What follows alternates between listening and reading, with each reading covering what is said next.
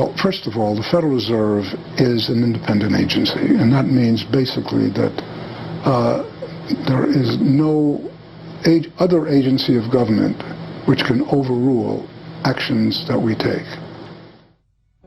There is no other agency of government which can overrule actions that we take. We have a private bank that prints money on behalf of the Treasury. The Federal Reserve prints money on a debt-based system which creates scarcity. But it puts a group of insiders in a position of having access to all the data about the economy when we don't. So you have a small group of bankers who understand the data on how the money works in the economy, and it gives them the ability to print money in a way that the insiders are protected and everybody else is drained.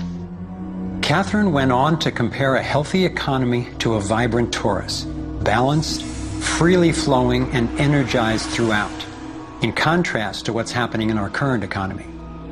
What you have is a system that's very dynamic, and it's trying to optimize. But intertwined in the core of it, you have a tapeworm. The way a tapeworm works in your body is it injects a chemical into your body that makes you crave what's good for the tapeworm and bad for you. You have a parasite that's very much manipulating and engorging itself at the expense of the whole. We live in a tapeworm economy where the financial elite are the tapeworm and they're feeding on us. And they don't like it when people blow their cover.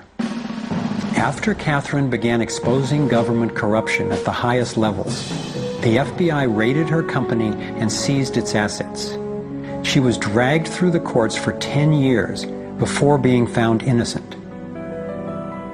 So we've got the Federal Reserve, a privately owned corporation with a monopoly on creating money, but with no accountability, backed up by a government with a monopoly on force.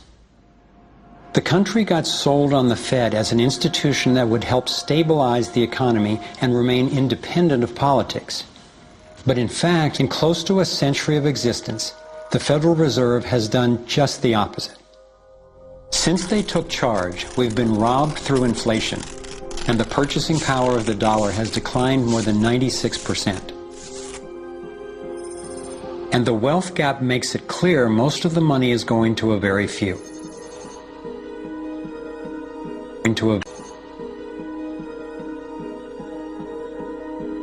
Only 16 years after the Federal Reserve was in power, America experienced the Great Depression. My research revealed that before the big crash in 1929, the elite bankers pulled their money out of the stock market. After the crash, they used that money to buy up cheap stocks and smaller failing banks for pennies on the dollar. Among the bankers who consolidated their wealth this way were the Rothschilds, Rockefellers, and Morgans. A similar scenario played out in the 2008 financial collapse, with the same bankers benefiting. In the years leading up to the collapse, the biggest banks, including Bank of America, Citigroup, and Chase, controlled by the Rothschilds, Rockefellers, and Morgans, were bundling and trading bad loans that they knew would eventually fail.